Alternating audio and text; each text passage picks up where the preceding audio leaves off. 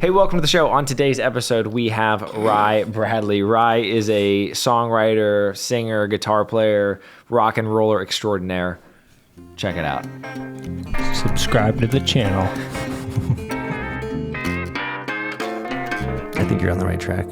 If you're going to do something, at least enjoy the making of it. Yeah. Oh, no matter what the outcome is going to be, like, enjoy. Just enjoy doing it. That's like, yeah. It's been super fun, and if nothing else, it's just an excuse to hang out with these guys. So life could work because life gets busy. Like, I mean, I can't imagine your life right now. You've got the new kid. You've got I can't imagine what that's like. Yeah, I'm sure you can imagine. I know I can imagine, but I'm sure that changes some calculus. I'm sure some calculus changes pretty quickly after that. No, let's do your imagination of it. What is my life like? I want to hear this. This is good. No, I mean, it sounds silly because I can sit there and I can try to imagine what that's like, but I'm also sure that whatever I'm conjuring up in my head isn't even in the same world. I'm sure that whatever your sort of list of importance, let's say, however you're going to define that. No, we're doing this. Okay. So close your eyes. Okay. So you're waking up in your bed. Okay. And how hot is my wife? She's very hot. Okay, perfect. She's very hot. Okay. We're good. Yeah. But it's fucking early. Okay. Oh, I'm already there. You got to close your eyes. Do the whole thing. Okay. It's early. Okay. Perfect. And you feel that you're tired, mm-hmm. and there's a baby crying. Okay. Mm-hmm. It's like a little baby. Okay. What's that experience like? You're in this cozy bed. It's the best. Your beautiful wife is there, and then you got this baby crying, and you're like, I have to get up and get this kid. See, this is going to sound silly. I actually think that's beautiful because in my head, where I'm at currently in life, I wake up at an ungodly hour so I can try desperately to fit everything into my day that I want to. But the only thing that gets me out of the bed in the morning is just pure force of will. It's just pure, like, you're going to fucking get this done today. So I imagine, again, as my own wiring is a little bit different, I'm sure, than everyone else's. But I imagine it's nice to have that purpose. It's nice to have that thing that says, regardless of what you feel like doing right now, you have to do this. Whereas for me, I do that regardless, but it's just sheer force of will. There's you can't imagine it. I can. See, and I think a lot of people turn away from that because they know, like, dude, I don't want to have to be responsible for another person's life. But if you frame it in that context where you're going, like, I get to be her dad. She's crying. I'm the fucking one. I get to like make sure she's safe. Powerful. You could be on your deathbed and you'd be like, I'm getting up to help the child. Yeah. Like, but so there's they always ask, like, who am I? Everyone's always like, who am I? There's no way to tell. But there's these moments where who you really are shows itself. Mm-hmm. And you're like, dude, I'm getting up. I don't care. I don't care how tired I am. I don't care if I have to, like, donate all my organs for this child to, like, have a great life. Yeah. Like, run in front of a speeding train, I will do it. Having that person, like, oh, that's who I really am, not who I think I am, or, like, whatever thoughts. I guess what I'm saying is oh, sorry, Brian. Sounds intense. Fucking awesome. Yeah. I don't know if I could handle all that pressure. I guess what I'm saying is I can go through that process in my mind and do that calculation and figure out, okay, what would that be like? That being said, I'm sure it's so much more potent than I can even imagine not being that. I'm sure everybody is shocked, I guess, is a short way of saying that. Yeah, I guess what I'm hearing you say is, like, intellectually you can kind of wrap your head around it, mm-hmm. but until you actually experience it. Yeah, I'm sure that. How does that for you? How has that changed as a creative person? How has that changed, or has it not changed the way that you make things? Does it impact that, or does it not impact that? Oh yeah, I mean, it impacts everywhere. I mean, we could go into that big time. Well, okay, so, as a creative person, as a performing person, mm-hmm.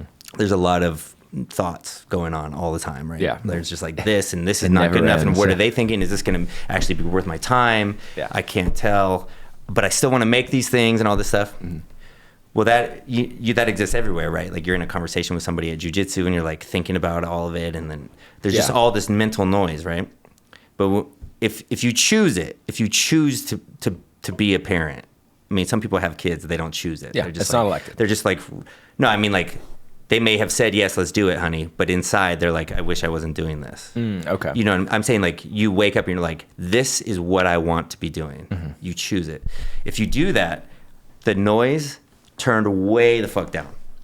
Okay. Like, so you like, It's a center of focus. It's a way of And I know for a lot of women too, like the focus turns from like, am I good enough? Am I pretty enough? Is this gonna happen? Like whatever it is for women, it becomes like, am I a bad mom? Yeah. Like whatever anxieties, It's the great equalizer. whatever anxieties humans deal with. But I think even the women will agree, like the volume gets turned way down on everything that's not important. So even if you have a thought like, oh man, these people probably think I'm an idiot, we're like, I don't care. Yeah, that's probably a good thing, because there's... So it made it, to answer your question, it has made me better because I just execute what needs to be done now. And so like, this is really, I mean, now we're getting into like the 0.1% of people. Like if you're going to be a creative person, you're making this basically this stand. I'm going to feed myself with my creativity. And I'm going to do these little things, a little of bullshit, basically things for other people as I can, so that I can spend my time doing my creative thing. But now you're supporting this life, right? So you're like, my creative thing has to support us. Yeah. Instead of like, you know, hear most people like, well, I quit because, you know, I had a kid. And I'm like, so wait, that's not choosing it. Yeah. That's like, life happened to me. I had a kid and then I gave up on my dream or whatever it is. Like, so. Yeah, I do think, as someone who doesn't have children yet, I do think that there's something innate in all of us. It's sort of a, not a prerequisite to be a happy, fulfilled person, but almost a prerequisite to be happy. I think I guess that is a sort of sloppy way of saying, I think there are a lot of other people, there are people in the world who can go through life without having experienced that and live very happy, very fulfilling lives. But I do think that there's something just innate in us as people that we kind of need that in order to have the full context of what life is. And and it's one of those things where I think people who do go through that, their art can oftentimes, if they stick with it, it can improve in immeasurable ways. Because even if you're not sitting down saying, okay, I'm writing a song about my child or my wife or whatever, there is that level of honing that occurs where you sort of focus up. Both you guys know this as musicians. At some point, I don't know if it's happened to you yet, at some point, you will go, I'm so fucking tired of this person. Yeah. My music, my songs, where's my career? What do they think of me? Me. There's this moment that you'll have. I don't know if you've had it. Oh, well, yes. Where you're in your bed and you're like, I fucking don't, I hate Casey Harris. Not you. Yeah. Because that's not you. Exactly. It's this performing person. Like, and so I've had, I've gone some rounds with Ry Bradley.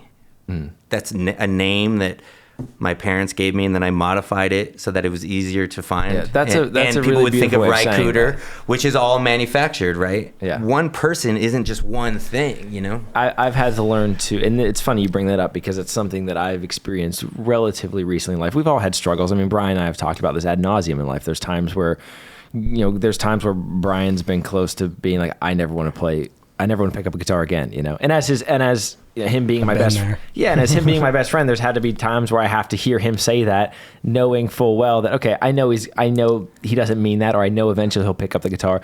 But for me, I've gotten close to that recently in life where I've kind of come out the other side of that, where I've realized that, you know what, whatever this thing is, whatever that Casey Harris construction is, that I've been meticulous and very thoughtful and attentive into building, I have had to let that go. And it's, on one hand, it's hard to do that, though. It is. And on one hand, it's very scary because you think, oh my God, I've clocked in a lot of hours with this guy. And on the other hand, it's incredibly freeing because I think, okay, no, that's whatever that construction is, as important as you thought it was throughout that course of time to build that thing and to maintain it, it becomes something that weighs you down. And I've had to get to a point again, in the last couple years in life where I've said, you know what? That's not how I want to do this. And I just want to, like, this show, whatever you want to call this, is a good example of that. It's like, this is never something I would have done a handful of years ago, but now I just feel comfortable in my own, in whatever this is, that I feel like, no, I can do this. I can do jujitsu. I can do all of this stuff you mean in life. I don't have to just be this one thing. Exactly. Okay, I can be whatever I'm putting out into the world as a creative person can reflect all of those things, I guess is the best way of saying that. Right. And that to me is a place that it took a long time to get to, because you do, if you take what you do seriously, which I do, I know everyone at this table does, obviously. If you take what you do seriously, there's a level of molding oneself that's just inevitably going to occur, where you're trying to make something that you can put into the market and make something you hope is successful and you hope people listen to, so you can feed yourself doing this thing. And that's the kiss of death. Exactly. And it's that's the last thing you want to do. What you want to be doing is just making shit because it's what you want to make, and because it's like, and like that to me is huge. And which also is a slippery slope, because then you're like, this is me. I just love my thing. Exactly. But then it's like, don't you want to make something that other people like will fulfill other people? Like I remember when I had this radio push. I was on a label, and the label was pushing my stuff on the radio promo or whatever. I would get these emails that were like, hey, I only have my kid on the weekends, and we listen to your song when we drive to church, and I just want to say thank you.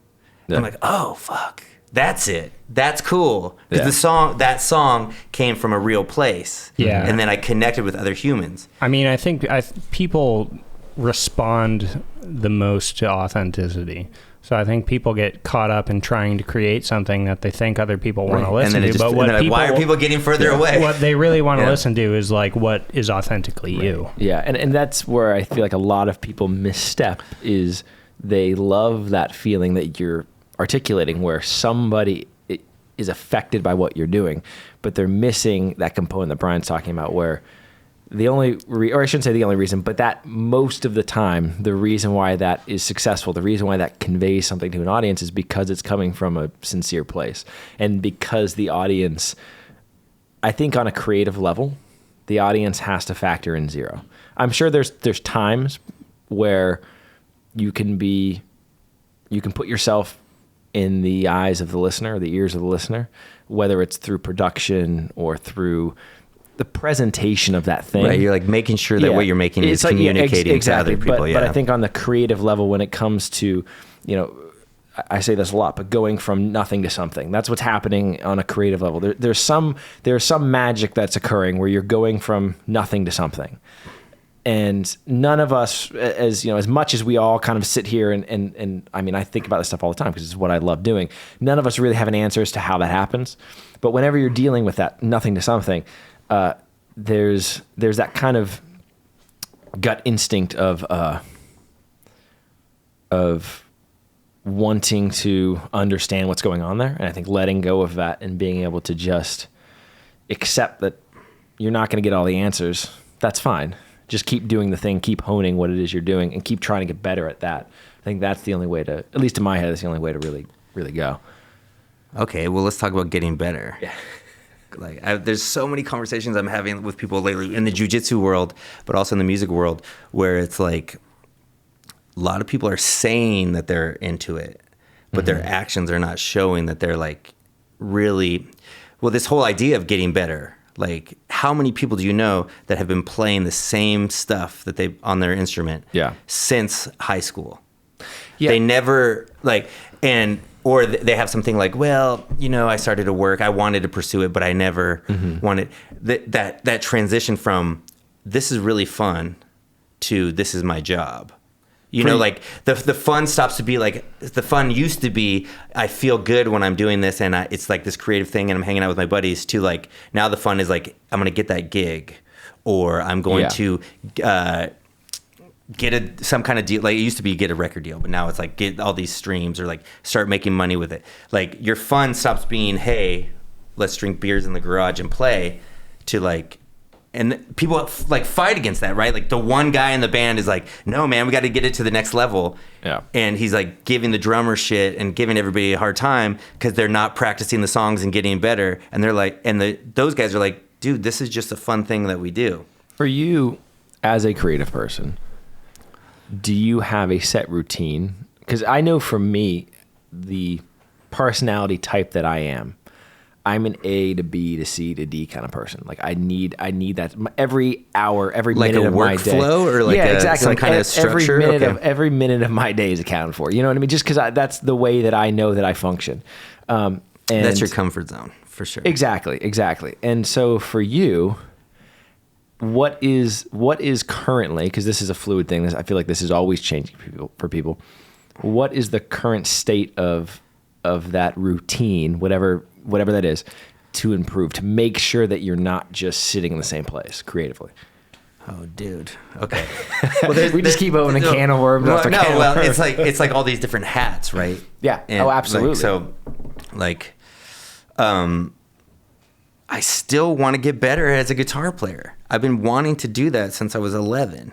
Like just chasing this thing, like got to get better at guitar. Yeah. And then there's all these like potholes and landmines there where you're like, oh man, I'm playing for the other guys in the back of the room, not me. I'm not expressing anything. I'm just trying to show some shit that's fucking cool. That's like people that go to music school deal with that all the time. Yeah. They're like, especially jazzers, like they're like just trying we know it. They're just like smelling each other's farts and going, yeah, that's real. That's not real. Where it's like, but you take the people who I really love, no matter what genre is, jazz, blues, country, they're expressing something from inside. And so like Freddie King didn't play that fast. But I don't meet anybody that can play the way he did and like phrase things the way that he does, you know? So as a guitar player, I have stuff that I'm doing that I just push myself. And then I have, as a songwriter, I actually got this from Ryan Adams. Don't Me Too me, anybody. But they asked him about his songwriting and like how he stays on top of all of it. And he goes, well, I just go like right now I'm writing. So like for a certain period, he writes. Yeah. You know? And then he's like, now I'm producing. So I'm like, because I'm sure you run into this, like, but it's going from like, I'm going from this writing session to now I'm going to teach some guitar lessons because I need to make some money. And then I'm going to go home and practice. Like, dude, do you really want to practice after you, like, it's being conscious of when you're taking those hats on and off. I find it really hard to balance like the creative writing side of things and then also like the more practice oriented. Right. Yeah, the regimen of that. It's hard for me to like bounce between those two. I haven't really figured out how to like do both efficiently. I'll go through long phases where I'm like more of in a creative state and then long phases where I'm like, you know, practicing the technical stuff, but it's hard to that relates to what I was talking about when like people go, they don't get that like practicing is this like regimented, I'm trying to get to this other place. Yeah. But most people who play music, and the reason it doesn't work out for them is because they don't realize that. They're expecting it to be this like enjoyable, fun thing they do every time. And so like this disciplined person who's like, now I'm working on these things and improving these skills is a totally different person than, hey, I'm trying to express something. Yeah, I tell all of my students. So for myself, and again, this is tailored to me and how I view the world. When I sit down to play guitar, I'm sitting down with one of two goals in mind. I'm either sitting down just to fuck off and have fun and love the act of doing the thing. Guys, this is it. Like that's a very conscious thing. Most people don't get that. They're like, or I'm sitting down to practice, and in which case it's like, no, you have the practice cap on right now, and I feel like that's where again some people they don't need that differentiation. Some people can probably, maybe not, I don't know. Some people can probably sit down without that and still be productive and still improve. But for me, I know as a person, I need that line in the sand to know, okay, what am I doing right now? Because otherwise it's just, time flies by when you've got a guitar in your hands. How many times have you been invited to like a family thing or whatever, and you're like, I got to practice, and they're like, just practice here in front of all of us.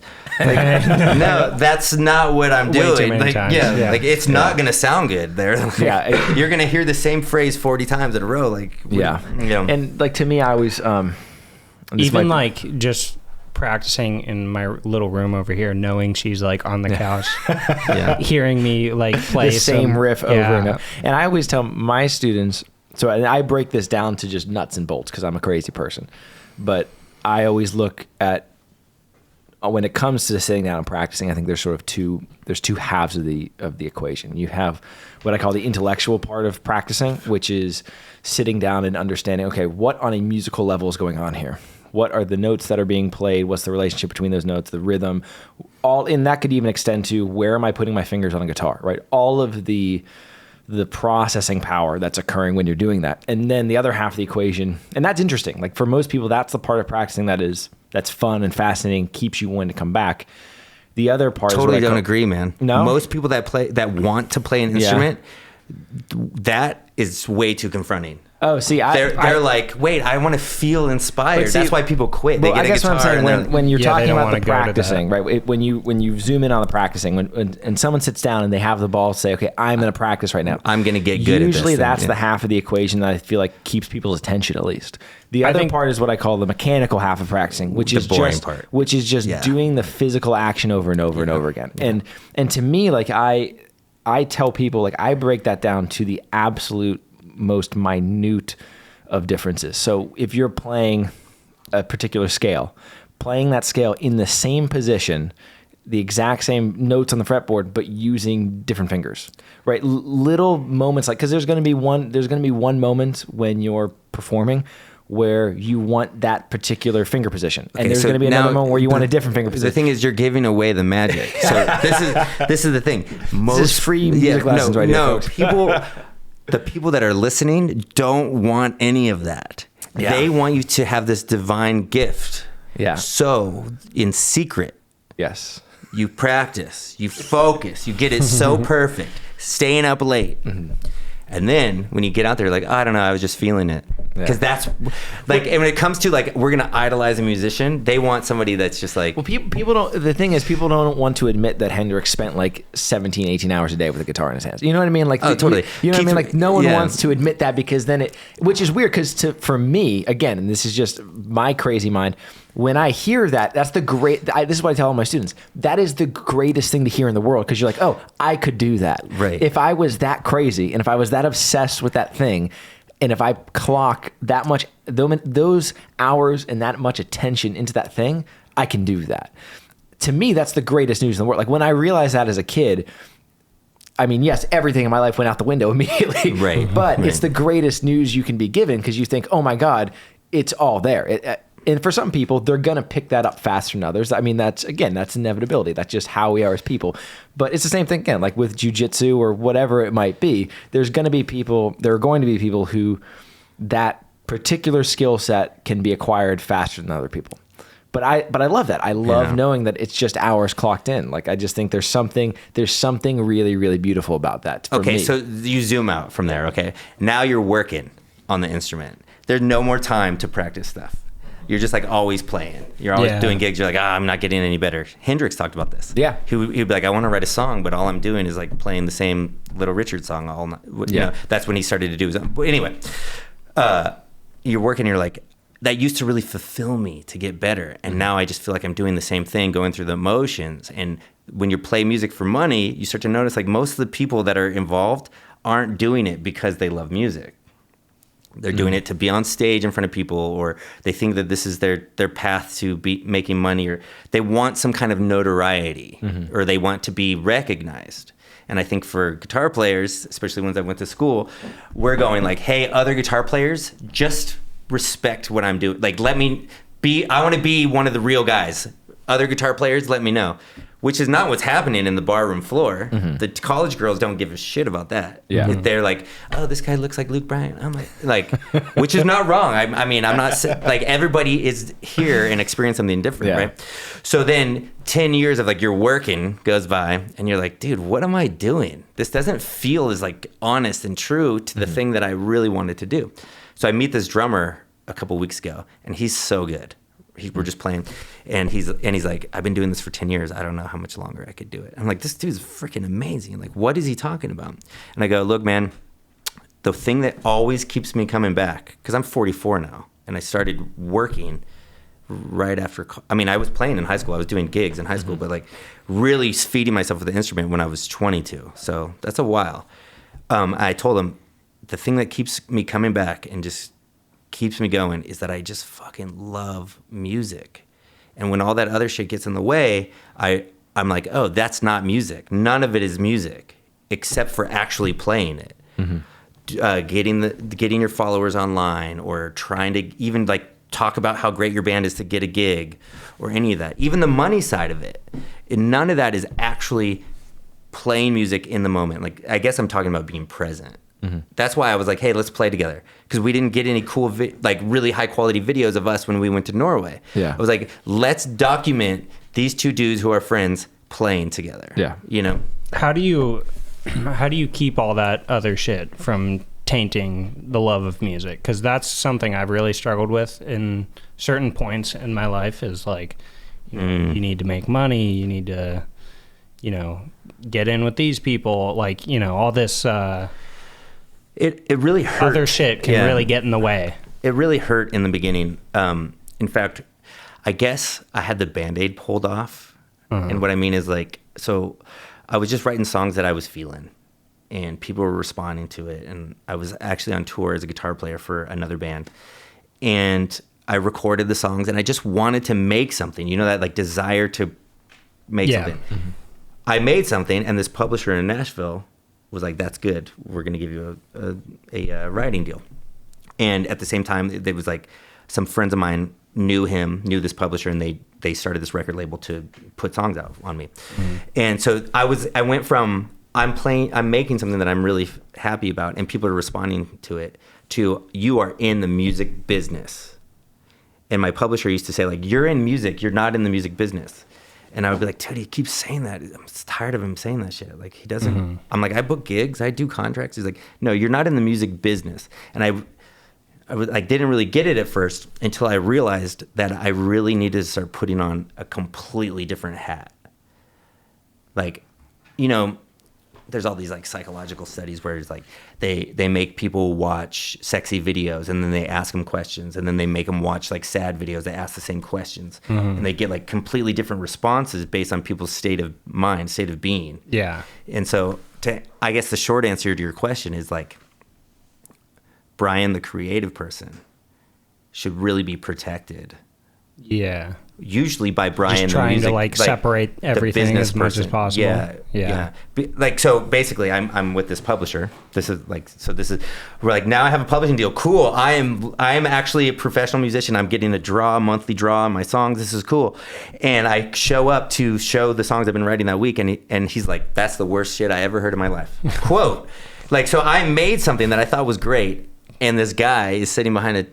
And I'm like, these might as well be used cars for him. He's just trying to move these cars on his lot and make money, which in hindsight, he told me he was purposely trying to be hard on me to like give me some tough love or something like that. He could have just said like, look, this is basically about selling some shit. Yeah. Like, so make me some shit that I could sell. That's what he really should have said. Yeah. And I would have been enrolled. I'd be like, okay. Yeah. Like, then I would have been guarding this thing. So what is that relationship like? So for you, the way that I kind of parse through this stuff. By the way, that's Charlie Monk, and he was an amazing mentor for me in the music business. And even though they was hard and it seemed like he was an asshole, he was a great friend. Anyway, go ahead. No, that was a good little disclosure there. For me, I have to compartmentalize that. So for me, it's like, okay, I have a hard time in life because I think oftentimes, do I want to, for lack of a better term here, prostitute what I'm doing? Do I want to degrade what I'm doing in order to be able to feed myself doing the thing that I love doing? Or do I hold to what it is that I'm doing and then find external means of keeping the lights on, so to speak? And for me, I've always found, or the place that I've gotten to at this point in life is that to be a happy person, for me, I found doing the latter is what keeps me sane. So, okay, yeah. So I'm curious for you, have you had that same internal struggle of what is the balance here of staying true to what it is that I feel like I need to be doing creatively versus what I need to be doing to feed myself and make sure that I'm paying my rent and keeping the lights on. And in this case now, because the stakes just keep getting higher in life, now you have a wife, you have a child to support, you have all of those. How do those things input into that calculation as well? I know that's a loaded question, but I'm fascinated because for me, it's me and a dog. And for me, I have a hard time because I have those same battles. So I can't imagine how, as the stakes get higher, you don't lose your mind thinking about those things. Yeah, these are really good questions. I made a resolution very early that I was going to feed myself with my talents. And so that basically meant I was never going to do something that wasn't music. And the consequence of that was sometimes I was playing music for money that I didn't like. Or even when I got that record deal, your incentives are there. You're not actually aware of what your incentives are. So it's like, I'm this artist and I have an artistic voice. I'm like Bowie. I just make shit. But also, you're getting a monthly check from these people and they want to sell songs to this like popular culture mainstream thing. So you're like, even though you're not aware, I wasn't aware, I'll talk about me actually. So I wasn't aware that I was like slowly just making shades of decisions slightly further away from my creative voice. Mm-hmm. So what happened was eventually I started making things that were sellable with like the flavoring of my unique voice. Does that make sense? Oh, absolutely. Yeah, that's a very good way of saying that. Yeah. So, and I still stand by a lot of the stuff I made because I'm like, that is a great country song. That is a great mainstream country song. Like, that's a well-made thing, you know? But to answer your question, I do a lot of things to keep the lights on because I have this resolution of I'm only going to use my talents to make money. So that means like I have a lot of corporate gigs. And what's interesting about the corporate gigs, basically I put on this businessman hat. I'm like, okay, so I was on the radio and when my corporate booking agent pitches me, they're like, this is a star. Mm-hmm. The corporate buyer, they want a cover band. Mm-hmm.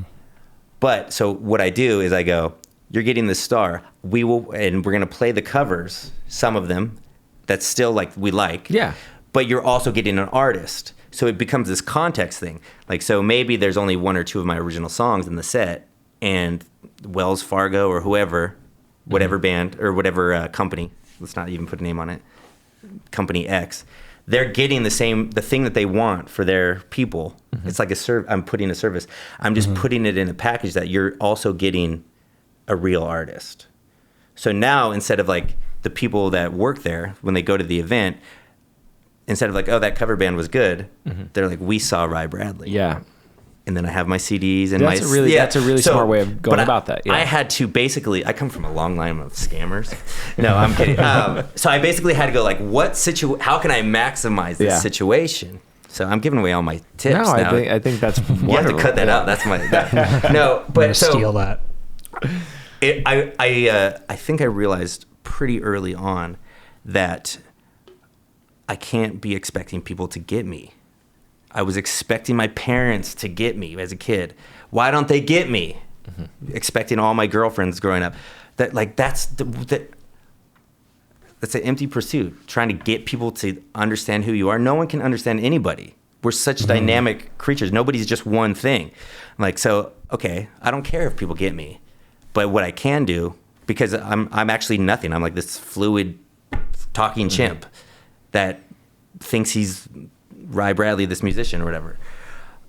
what I can do is use these skills that I've been so obsessed about to make something that will lift people up. And luckily, I've been able to make things that I also like. Yeah, because that's one of the things that I think is really interesting about what you do too, is when I listen to the material that you have put out there as Rye Bradley, it is such a artist-driven thing. It is such a, there is such a clear, singular voice there, which I think is fantastic, because that can be very hard when you're doing all of that. When all that juggling is occurring at once, it can be easy to lose that. But when I listen to the singles or the records you've put out, I think, no, there's clearly a voice there. There's that is who you are. You have to feel immensely proud of the fact that you're able to juggle all of those things, and also that the finished product is you, or a representation of you. Thank you for saying that. Yeah, well, I actually got a lot of this from my wife. She's a hairstylist, and she's in this community of hairstylists where they do these seminars. None of it is about hair. It's all about growing your business and marketing and all that stuff. And like, so most fans never want to hear their favorite musician talk about marketing. Like, no, we want this. We feel like you're our guy. Like, you're just like us. Yeah. Unaware that there's been this like marketing team that has created this persona. Anyway, my wife's teaching me about all this marketing stuff and like how to grow a brand and all that stuff. I'm like, well, I love dogs. Freaking love dogs. So she's like, what do you want people to know about you? Like, because it still has to be authentic to you. So we're like, basically, she's like, let's make your brand. And I'm like, okay, I don't like pop country, modern pop country. I love blues. She's like, oh man, you're already like in this niche. I'm like, that's perfect. But that's perfect. That was a realization where I'm like, I would rather have 1,000 people who love what I do. Exactly. Yeah. And really get into it than 100,000 who just like have heard of me, you know? And so that's what it was like, man, I love blues music so much. I love to play the guitar. I love dogs. And one of the things that really bothered me when I was on like doing the radio interviews and stuff like that was I just wanted to show like I am committed to my relationship. I love my wife. I'm more of a like understated. I'm not gonna shake my ass and be like your pretty boy. I mean, I'm older now, but at the time, I would be like shredding on stage, like so about the music, and all I would get from the people in the audience was like, "You're so hot." Oh my god! And I'm like, and that was me going like, "Why don't they get me?" I'm like, dude, empty pursuit. So now I just wanted people to know, like, if you are following my music because you think I'm hot or something, like, and this sounds like something but I get exactly what you're saying. Then you're in the wrong place. Like, I don't care. I'm like, I'm really committed to the people in my life and community. So like, I would get shit too for like, you know how I do the teen music camps or whatever. Yeah. People would be like, dude, why, like, spend your time on like whatever it is. Yeah. Go to these Hollywood parties and stuff. I'm like, I will go to those Hollywood parties, but it's so boring. But I actually am in front of real people having like a real experience right now with these, like, either a teen camp or freaking teaching people jujitsu. Like, it's something that's like a real thing that's happening now. But I think that's, to kind of go off on a little side tangent here, I think one of the I know that the contemporary state of the music business can often get shit on. I absolutely love it. I think it's incredible because we have such access to music now in a way that we've obviously never had before in the history of the world. And one of the things I think is so wonderful about that is, to sort of piggyback off of what you were saying earlier, everything can be, because of the way that we take in music, everything is hyper personalized to you as an artist. So, for example, you know, if you were living, no matter who you are, you're going to find somebody that speaks to even just the idea of genre now is kind of irrelevant, frankly, because if you were living in Alabama in 1949, the access to music that you had hillbilly, race, and But as someone who commercials, like there was only three types of music in 1949. And as someone who like to me, my favorite thing in the world in regards to music is roots music, is the tracking of how this stuff works and the different outcomes that we get because of that. And you can see up until really the invention of the internet, frankly, it's very clear how certain pockets of music progress and how different genres become defined geographically. Like little cultures. Exactly. Yeah, for sure. And what's fascinating now is we live in a world where every person, every artist has access to all of the art that's been made in the last 120 years. And what happens because of that is everyone becomes the amalgamation of all of the things that they love. And so those borders dissolve immediately. And what is really interesting about the way that the state of music business, because of that, what you have is in the major three labels, we'll say, in order to deal with that. Major three labels meaning like genres or actual record labels? Actual record labels, right? The big money in music for again, lack of sort of more defined terms. The only thing that they can do is cast a wider net of people. When people complain about the fact that everything sounds the same now, well, yeah, all of the pop music of 2024 is far, far, far, far, far more similar than it was in 1980 or 1970 or 1960, right? Because what they're having to do out of reaction to this is they're having to just distill everything down to the most basic components and then cast as wide a net as possible with that, whatever that thing is, right? But then what people don't realize is outside of that, all of the other people who are making music are making the most interesting music you can possibly imagine. Because I'm with you. Yeah. That's like when somebody I have a lot of older friends and they're like, man, I'll hear like, man, there's no good. I do too. One of them's at the table right now. Yeah, me. They're like, there's no good music now. There's no new good music. I'm like, dude, it's the time. It's like, no, you grew up in a time where they just shoved the same thing down your throat on the 3 TV channels. Right. There's so many cool artists making stuff. You just have to go look for it. I think what they're reacting to, that sort of knee-jerk reaction that they're having, is because what is being presented as pop music is not for them. Well, no, it's not even that. It is so much more.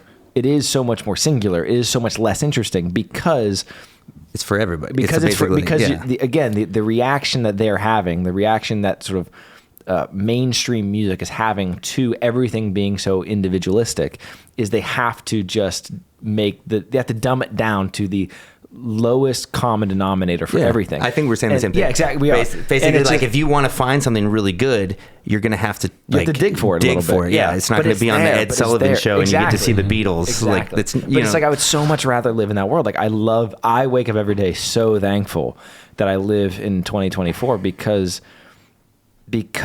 you have the ability to do that. Whereas if you had the passions that I or you or Brian or whomever have in 1955, that's an uphill battle. And that's not to say that it isn't currently, but it's much easier now to be able to find your sect, to find your little subgroup of people who are interested in what you're doing. Because I don't need 15 million people to like my record. That's just I don't need that. What I need to find that small pocket of people who do really find value in what I'm doing. Totally agree. Yeah. I think we're in a world where it's more like build your tribe. Exactly. Yeah. But I think that's beautiful. I think that's a really great place to be in. And I think people can get frustrated because they can think, why can't I find that tribe? Why is it so hard to find those people?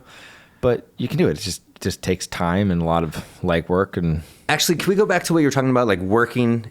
Yeah, something else. Whatever. Actually, no, because I feel like I still wanted to respond about that. Please do. Like you were talking about, like working to support yourself and making art without having to be like, this needs to make money to support. Like kind of compartmentalizing. Yeah.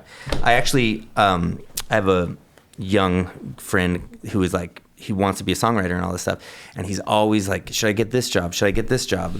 I'm like, dude, get a job at the coffee shop. He's like, what? Like he's too good to work at the coffee shop. And I'm like, you will meet people, talk to people all day, every day. when you go home, you will have no responsibilities other than your music. Like what's that's all you need right there. That's the move. Because he's like, well, I won't make that much, and I'm like, well, maybe you're in an apprentice period of your life where you like live cheaply so you can work on your thing that you love, like And this poor guy, I think he just grew up in this house where it's like, you must have a job that hits all these markers, like the old school baby boomer, like. You must go to this job and then retire at 65, and you must have a pension. Like his mindset is that's how you do life, and it's once you're really stuck there, it's hard to be like. Yeah, that's a hard hole to dig yourself out of. It really is. Totally. Like, to go from that to like, okay, I'm booked for gigs this month. I have nothing next month. Yeah. And then on the 15th of the month, you get another one in this. Like, you're basically just kind of like going for it and like living by the seat of your pants. A lot of people can't deal with that. And I actually think that's one of the things about freedom. Like if you don't have this steady day job, or what's his name? Robert Greene calls it addicted to the paycheck. You actually are free. But the consequence of that, you're free to do whatever you want all the time. The consequence of that is you don't have this like, I know how I'm going to pay the rent in 2 months. So he's like, you're basically selling your time for security, or you can like go out and wing it and just keep trying to hustle gigs or whatever it is you want to do. And you're free to do whatever you want all the time. So. I've gotten to a place recently in life, and Brian and I have talked about this off the pod. I've gotten to a point in life where I think I've, and this is not a new revelation, but something relatively recent in life. I've realized that what I need to be a happy person, frankly, is to work for myself. As silly as that sounds, don't get me wrong. Having a nice cushy job. Why does that sound silly? Having a nice cushy job, brilliant to me. That sounds great. A paycheck at the end, every 2 weeks, and I don't need to worry. I've got my health insurance cleared, and all of those things are checked off. That's great, but I've just gotten to a point of realization in my life, probably later than I should have, that what I need to be a happy person is to know that I'm working for myself, and that I think is a very scary thing. It's a very scary realization for a lot of people to get to, and I think most people don't need that to be happy. I think most people can go through life working for someone else and be happy and fulfilled and find meaning in life and be nice, kind people.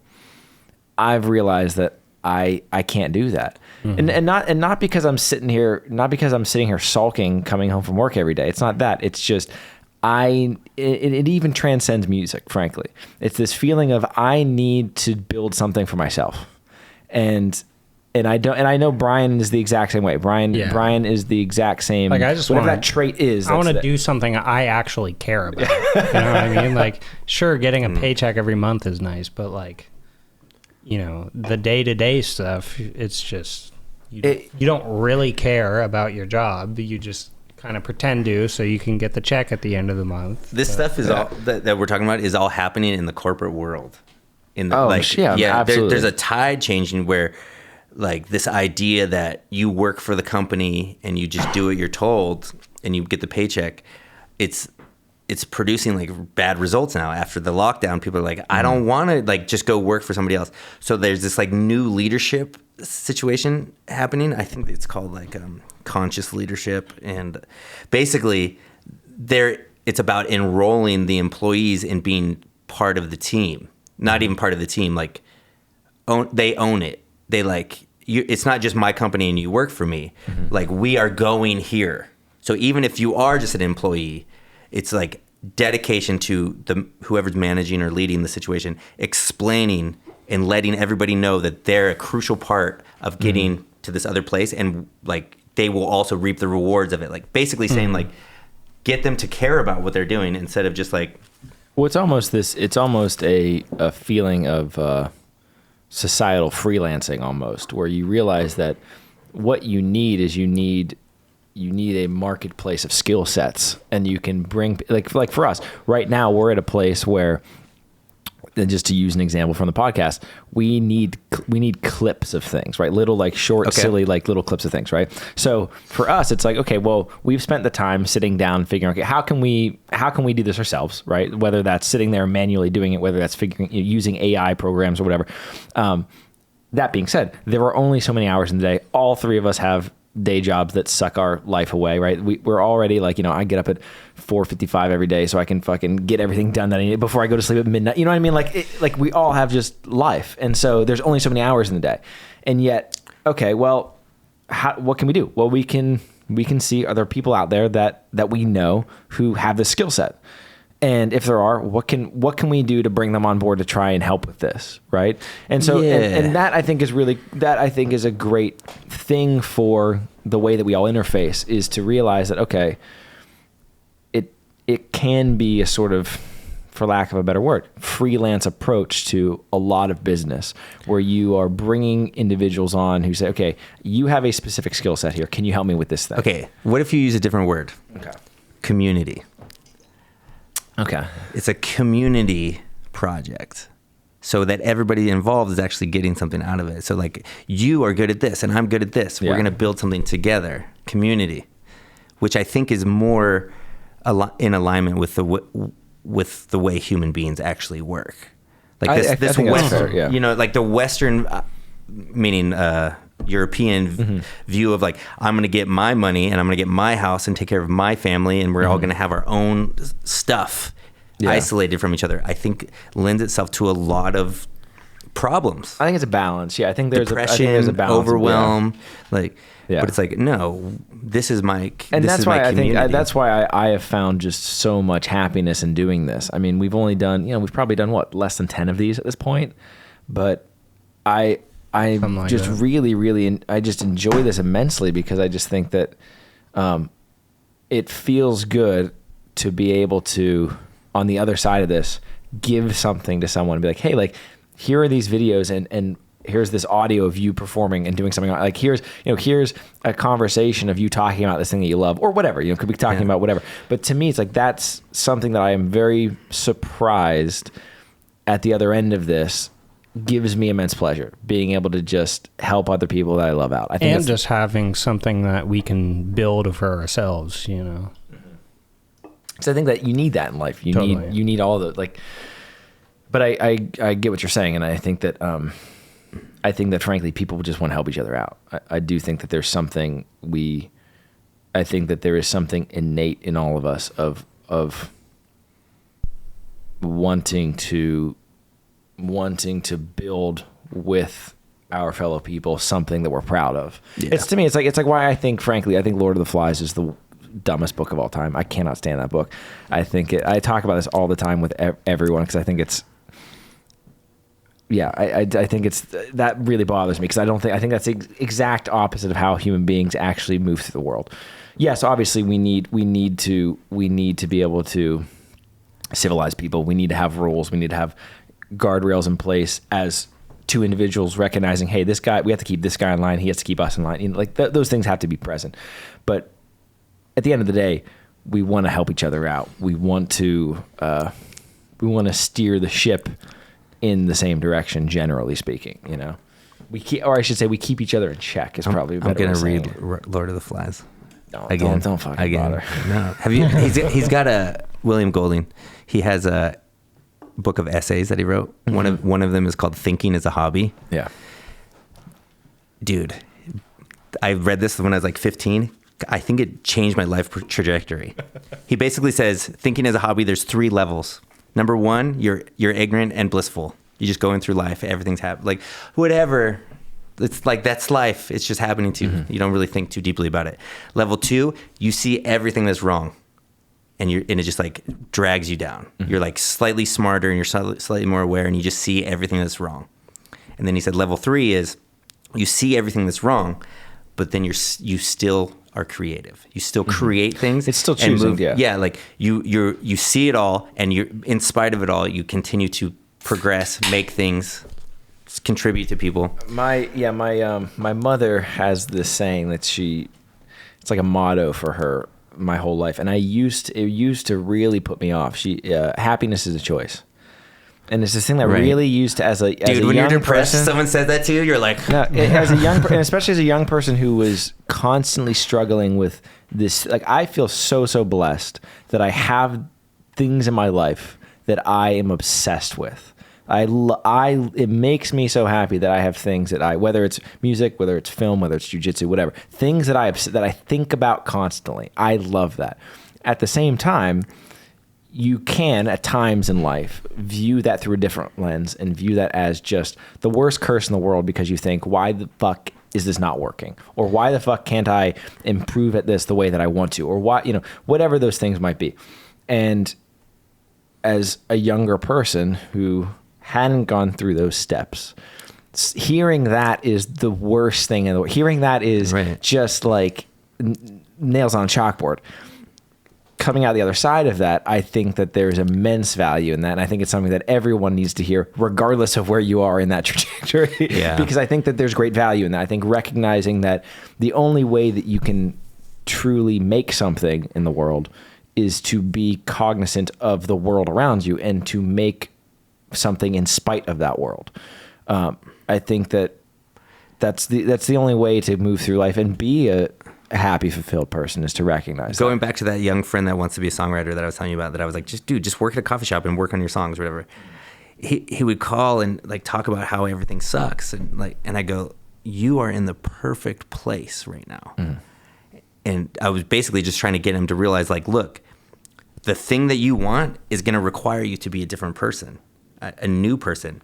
And that new person has to overcome some shit to be that powerful. Yeah. And so I don't know if it translated, but no, but it's, I mean, because like again, basically going like, how many times have you had something in your life that at the moment you're like, this is the worst possible thing that could happen, but actually turned out to open every new opportunity and send you on the path that you really are fulfilled on. Yeah. And you also have to, I think that there's a certain level of letting go that's necessary. Like for me, this is going to, again, seem like a silly example, but I'll use college as a very good example. I had no interest whatsoever in going to school. I thought I have what I want to do with life. The idea of spending 4 years and an ungodly amount of money to pursue this and to essentially get a piece of paper at the end of it just seems absurd to me. And I was very, very lucky. I managed to, one, just get into a great school, but also to have be put in a financial situation where, like, okay, you're not going to be burdened with an ungodly amount of money at the other side of this, right? And I decided, okay, I am gonna go this route. And as much as on the other side of that, I can look back and think, okay, I don't know, like, if my kid was in the same situation, I don't know if I'd be the one pushing him to that. I'd be like, go to trade school, do whatever. Like, if you don't know what you want to do. That being said, there's not a second where I regret any of that, because we wouldn't be sitting on this table otherwise. Like that, you know True. What I mean? Like there's you can't, sitting down and meditating on that is sort of silly in my head. It's like you're all it's going to do is just drive you crazy, when you should just recognize that there's a certain level on which life just sort of unfolds, and I think you have to roll with it, and you have to just accept that. Yeah, obviously you make your decisions, and obviously I think everyone is responsible for the decisions that they make. But on the sort of macro, you just have to roll with the punches and understand that life just sort of happens. Again with Brian, I have when Brian and I met. I don't know why we ended up becoming best friends, but we did. You know what I mean? And I don't sit here and think about why that occurred, because sitting here and thinking about it is sort of irrelevant. Yeah, shit just sort of happens, and you just have to accept that and relish that. And I think that when you can do that, it's a beautiful thing, because accepting that and having that view of life, you realize that everything transpiring throughout your day has the capacity to do that, and that everything that you're experiencing in life has the ability to be a beautiful thing further down the line. You might be blind to it in the moment, you know? I think you have to rise to the occasion, though. Oh, absolutely. If you're in a shitty situation, instead of being just complaining about it, like, okay, I'm going to, You'll know yourself differently if you for sure. if you transform a situation. In no way am I saying that takes onus off of you as an individual to act accordingly in that situation. All I'm saying is that sitting down and crying over that doesn't do anything. It doesn't affect anything. But yeah, I completely agree. Onus is still on you as an individual to make those proper choices. I mean, cry if you need to get it out. Like, let it out. Just suck it all up and just, let it turn into a tumor. Exactly. Just hold all those. No. That's what I'm banking on. Yeah. Start losing my hair. Yeah. I'll get there. So. We'll tell you what. Let's do this again sometime. I'm really, really, really glad that we had you on, man. Me too. This was a lot. Appreciate you guys. This was a lot of fun. Like, dude, this was a ball. Yeah. Well, I'm sure eventually we'll start having repeat guests on. You can come back and play some more songs. When did you say Throw Me a Bone's coming out? 2 weeks, Black Friday. Okay, cool. So that'll be right around this time this comes out then. So nice. it'll probably be out. So go listen to Throw Me a Bone. Yeah, please do. Hell yeah, please do. I'm really glad. This was a lot of fun. Great, thanks guys. See ya. Hell yeah, man, that was great. Thank you, man. That was a lot of fun. This time was moving too. I know. Right? How long did we go for? I don't even fucking know.